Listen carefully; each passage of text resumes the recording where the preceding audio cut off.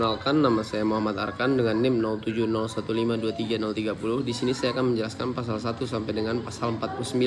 Fase pertama, memahami istilah dan kewenangan pasal 1 sampai dengan 15, pasal 1 sampai dengan 3, dasar aturan sebelum masuk ke kasus undang-undang menetapkan bahasa yang sama. Di sini ditegaskan bahwa tidak ada tindakan hukum yang sah jika tidak mengikuti jalur KUHAP. Pasal 4 sampai dengan pasal 7, siapa yang beraksi, polisi penyidik ditetapkan sebagai ujung tombak. Mereka punya tugas mencari bukti awal, memanggil orang, dan melakukan tindakan pertama di tempat kejadian perkara atau TKP. Pasal 8 sampai dengan 12, koordinasi polisi tidak bekerja sendirian. Mereka dibantu penyidik, pembantu, dan wajib melaporkan perkembangan kasus ke jaksa atau koordinasi antar lembaga. Pasal 13 sampai dengan 15, penyaringan kasus. Jaksa atau penuntut umum mulai memantau. Mereka yang menentukan apakah hasil kerja polisi sudah layak dibawa ke meja hijau ataupun tidak. Fase 2, tindakan terhadap orang atau tersangka, pasal 16 sampai dengan pasal 31, dan pasal 16 sampai dengan 19 membatasi kebebasan sementara.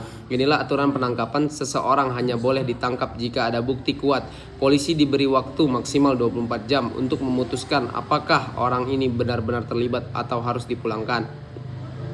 Pasal 20 sampai dengan pasal 21. Alasan mengurung jika bukti kuat, statusnya menjadi penahanan. Syaratnya 2. Secara objektif ancaman hukum berat, dan secara subjektif takut tersangka kabur atau merusak barang bukti. Pasal 22 dan pasal 23. Lokasi sel. Penahanan tidak selalu di penjara atau rutan. Ada pilihan penahanan rumah yang penahanan kota yang nantinya durasinya tetap dikalkulasikan sebagai pengurangan hukum. Pasal 24 sampai dengan 30. Hitung-hitungan waktu. Ada arloji yang harus berdetak. Penahanan punya batas waktu 20 sampai dengan 30 hari. Jika lewat waktu dan tidak diperpanjang, tersangka wajib dikeluarkan demi hukum. Pasal 31, jaminan. Memberikan celah kemanusiaan, tersangka bisa memohon penangguhan penahanan dengan jaminan uang atau jaminan keluarga bahwa ia akan kooperatif. Fase 3, tindakan terhadap ruang dan barang. Pasal 32 sampai dengan 45. Memasuki area private, namanya penggeledahan, aturan dasarnya. Polisi harus punya surat izin dan pengandalian negeri sebelum masuk ke rumah warga, kecuali dalam kondisi darurat di mana pelaku sedang dikejar, pasal 35 sampai dengan pasal 37. Itu etika prosedur menjelaskan bahwa penggeledahan harus ada saksi seperti RT atau RW dan dilakukan secara profesional, termasuk saat pemeriksaan badan atau pakaian. Pasal 38 sampai dengan pasal 39, penyitaan barang milik tersangka yang terkait kejahatan, misal mobil, hasil curian atau senjata, diambil oleh negara. Syaratnya tetap sama, harus seizin pengadilan. Pasal 40 sampai dengan 43. Rahasia komunikasi, memberi wewenang penyidik untuk menyita surat atau paket kiriman jika diduga kuat berisi petunjuk kejahatan. Dan selanjutnya pasal 44 sampai dengan 45. Manajemen barang bukti, barang yang disita tidak boleh ditelantarkan, harus ditaruh di rup basan. Jika barangnya mudah busuk seperti ikan atau buah hasil selundupan, polisi boleh menjual atau melelangnya segera karena agar nilai tidak hilang, lalu uangnya disimpan sebagai pengganti barang bukti.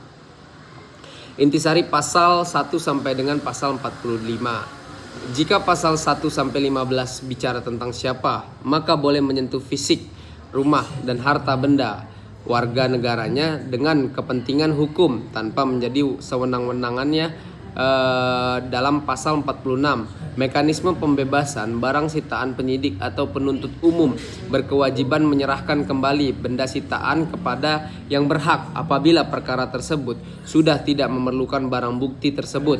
Pengembalian juga dilakukan jika perkara dibatalkan demi hukum. Pengecualian hanya berlaku jika pengadilan memerintahkan perampasan atau pemusnahan barang tersebut dalam amar putusannya. Selanjutnya pasal 47, standarisasi lokasi penyimpanan tempat resmi untuk menitipkan segala jenis barang bukti adalah rup basan. Selama masa penitipan, penjagaan kualitas dan fisik barang menjadi tanggung jawab penuh pejabat yang berwenang di tingkat pemeriksaan masing-masing, penyidik, penuntutan, atau persidangan. Dan pasal 48, kebijakan barang bukti khusus lelang terhadap barang-barang yang memiliki resiko kerusakan tinggi, berbahaya atau membebani anggaran negara dalam perawatannya. untuk undang-undang mengizinkan barang tersebut untuk dijual melalui lelang. Hasil penjualan berapa uang tunai akan dijadikan sebagai pengganti benda sitaan asli guna kepentingan pembuktian di muka hakim.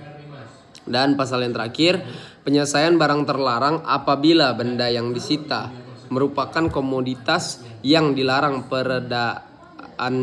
peredarannya secara hukum, maka prosedur pengembalian tidak berlaku. Negara akan mengambil alih kepemilikan benda tersebut atau melakukan pemusnahan total dengan syarat seluruh prosesnya didokumentasikan dalam berita acara yang sah. Terima kasih. Mohon maaf apabila ada kesalahan. Assalamualaikum warahmatullahi wabarakatuh.